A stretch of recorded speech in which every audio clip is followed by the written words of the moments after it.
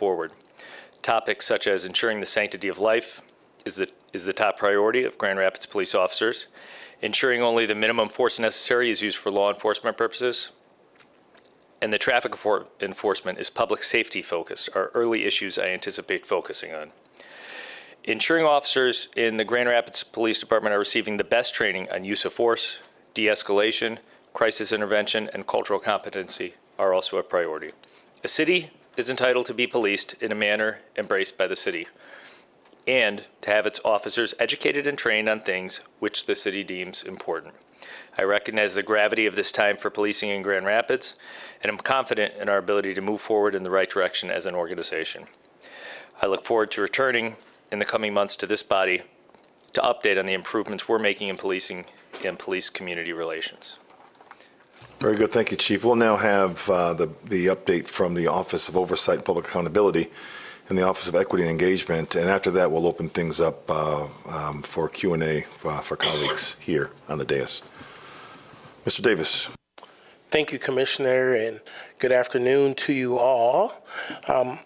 As our community continues to process the trauma and vicarious trauma experience due to the incident involving the loss of life, particularly of Mr. Loyola's life, we are being extremely intentional while working to seek justice and transparency and accountability by fulfilling our roles in the investigatory process. We're also working to prepare for a post-incident review of this investigation and engaging with our community with an emphasis on our immigrant and refugee communities. So we'll talk a little bit about those three main areas throughout this update.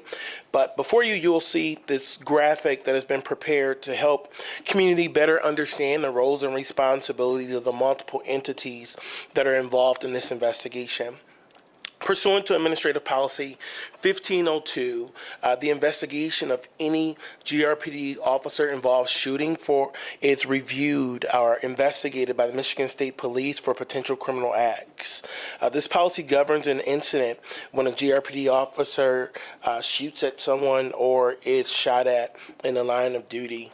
Now, the roles and responsibilities are depicted in this graphic that are before you, but those roles for the Michigan State Police include performing an independent investigation of the officer-involved shooting, and that did begin on April 4th. MSP responded to the scene and began that investigatory process.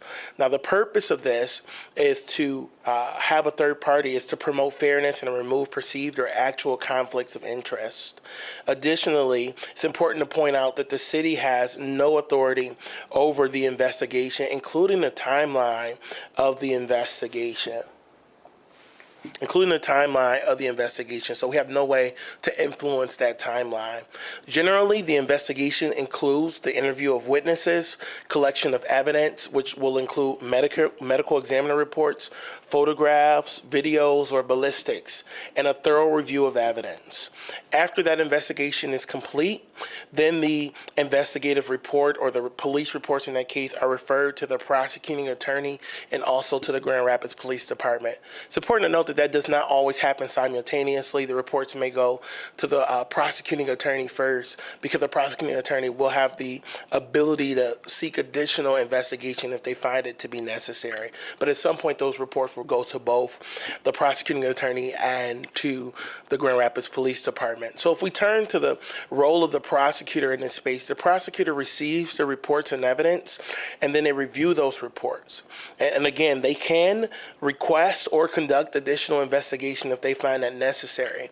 But ultimately, it is the prosecuting authority that determines whether criminal charges will be issued in a particular case. They're not subject to any specific timelines or deadlines under the law. Again, the city has no way to influence whether or not charges are issued in a particular case. In fact, it will be improper for us to make requests in that space. So this is the space that there is independent prosecutorial discretion about whether or not to issue charges. The next space is to really talk about our city function. So you'll see boxes for the Grand Rapids Police Department as well as for the Office of Oversight and Public Accountability. So similarly, GRPD GRPD receives the reports of the Michigan State Police, and they complete the employment investigation. Now, the Kent County prosecutor, again, is looking at any criminal charges, but the employment investigation occurs at the GRPD or in the city space. Now, the police will rely heavily on the police reports that are provided by the Michigan State Police in order to conduct that investigation. But if they find it necessary, they may seek additional information and additional investigation. Ultimately, it will be determined whether the city or GRPD's rules, procedures, and/or policies were violated. That is the basis for which an employment investigation is handled. The Internal Affairs Division will move as quickly as possible to make an employment decision. The Office of Oversight and Public Accountability receives and reviews all available evidence, including reports from the Michigan State Police to the extent allowed by law, and further receives periodic updates from the police department during their internal affairs investigation.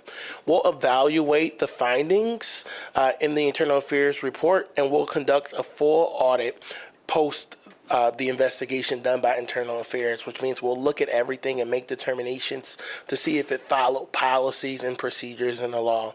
We'll release audit findings publicly. They'll be redacted to the extent required by law, but we'll do that as quickly as possible.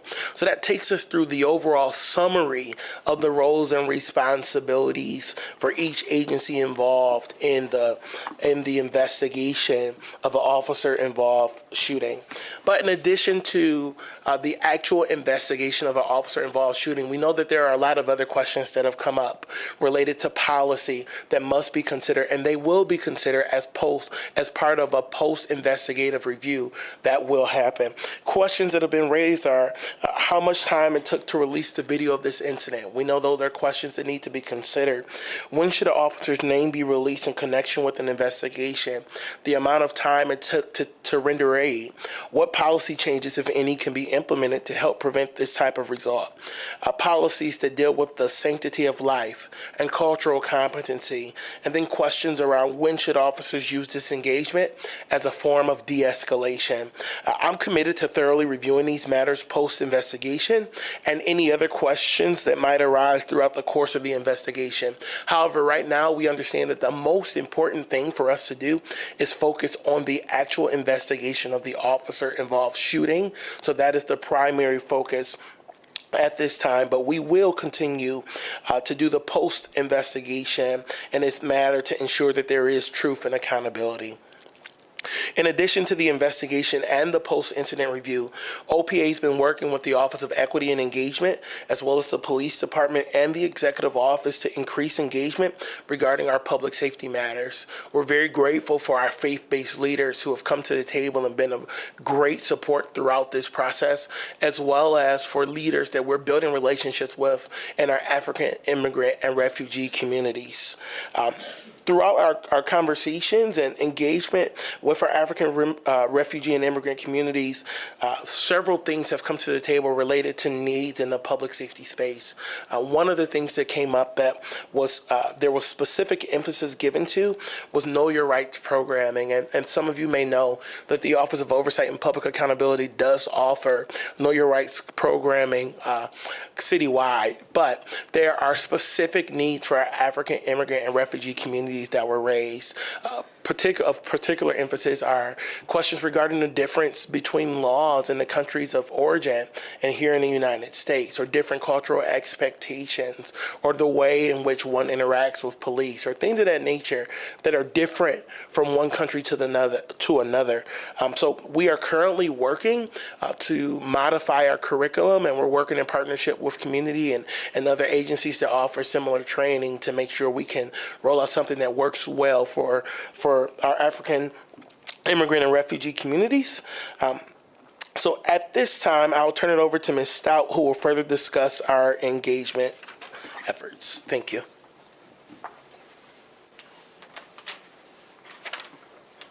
Good afternoon. Just want to continue to send my condolences to Mr. Leoya, his family, loved ones, and all those, so many that are impacted by this tragic and horrific death. Our most recent efforts to reach out, I was specifically asked to talk about our outreach efforts to the immigrant community with an emphasis on the African immigrant and refugee community.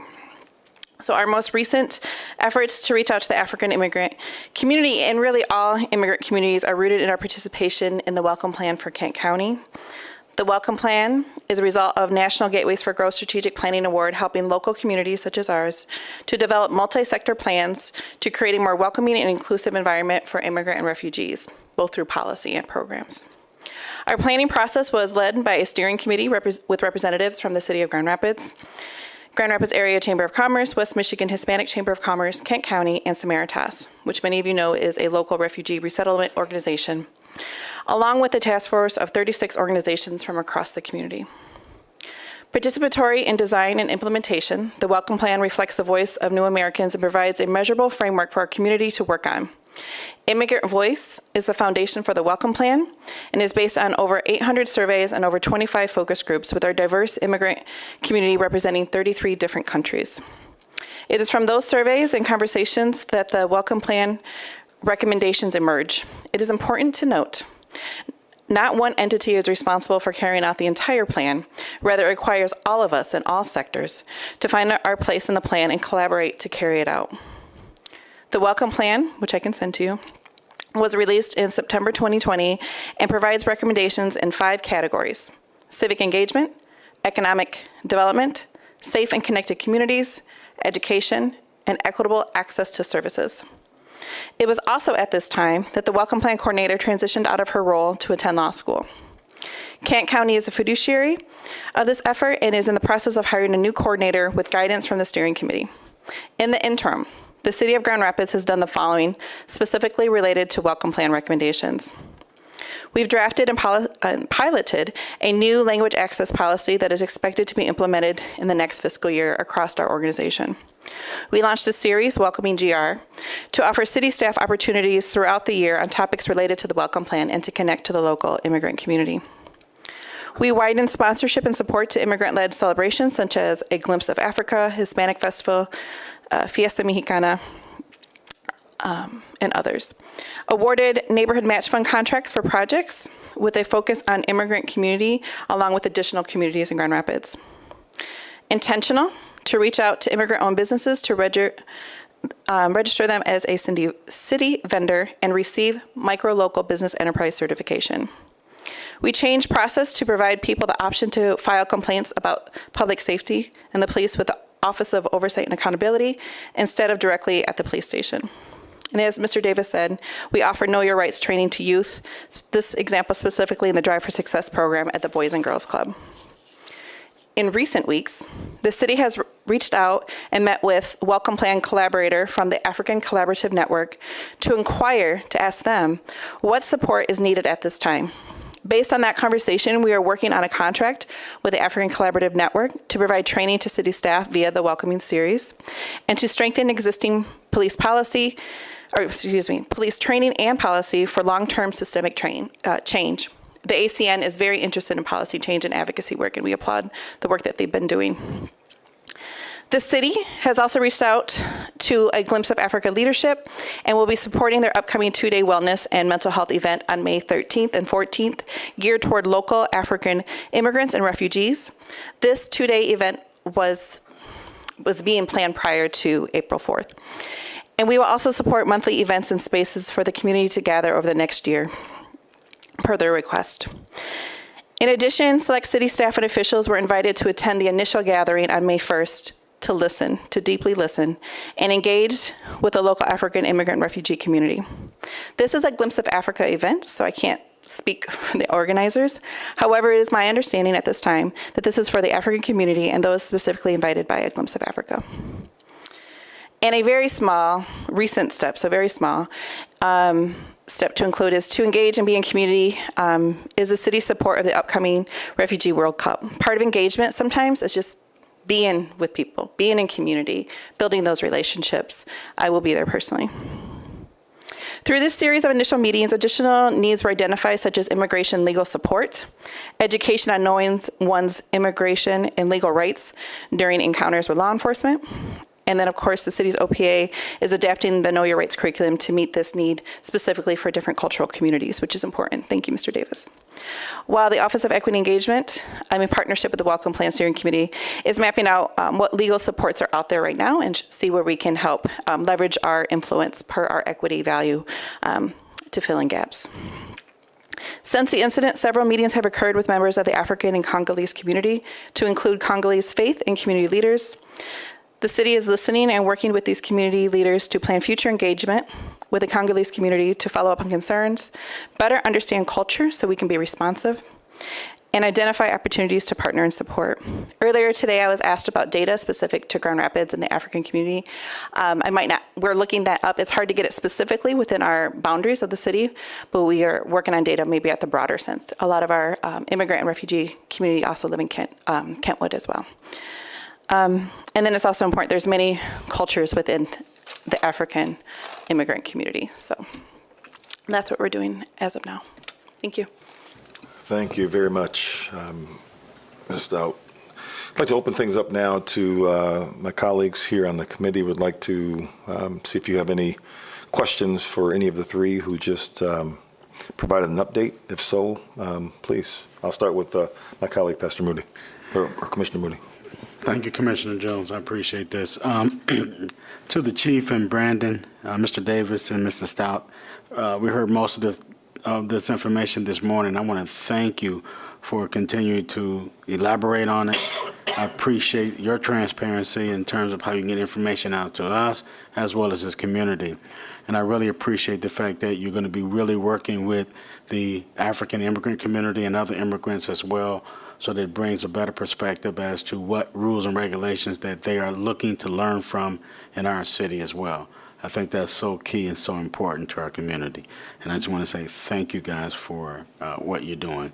It's difficult for all of us. Our hearts go out to what is taking place in our city, but at the same time, I still believe that we still have some work to do. Thank you. Commissioner O'Connor, anything? No? Okay. Colleagues? Anyone? Yep. Mr. Lim? Thank you, Commissioner. My first question is to Chief Winstrom. Now that Officer Scher's name's been released to the public, just curious what protections are being afforded to Officer Scher under the GRPOA bargaining agreement, or if there's been any contact from the GRPD by the police union at this point? Thank you for your question, Mr. Lim. I'm not exactly sure what you mean about protections. Just curious what the conversation has been between the department and the GRPOA, assuming that Officer Scher has union representation at this time. Just as I embrace transparency with this body, with the commission, with members of the community, I also embrace transparency within the police department. And I've been in contact with Officer Scher the day of the shooting. I met with him and his wife several days after. I've talked to him several times since. So I've had that conversation. He is entitled to union representation. He's also entitled to an attorney. Yeah, as far as specifics related to employment or any sort of legal action, that's not something that I'm involved in at this time, as the investigation is still ongoing. Thank you. My other question is for Mr. Davis. Just curious if the city has been engaged in any conversations with the police union at this point, either anticipating any kind of legal actions or anything has been initiated. So nothing has been initiated at this point. The officer, like any other officer in the Grand Rapids Police Department, is entitled to union representation as a union member, but we're not at that part of the process, right? So the investigation is still happening now. So because the investigation is still happening, there's been no findings as it relates to anything, or no appeals or anything like that being filed at this point. Thank you.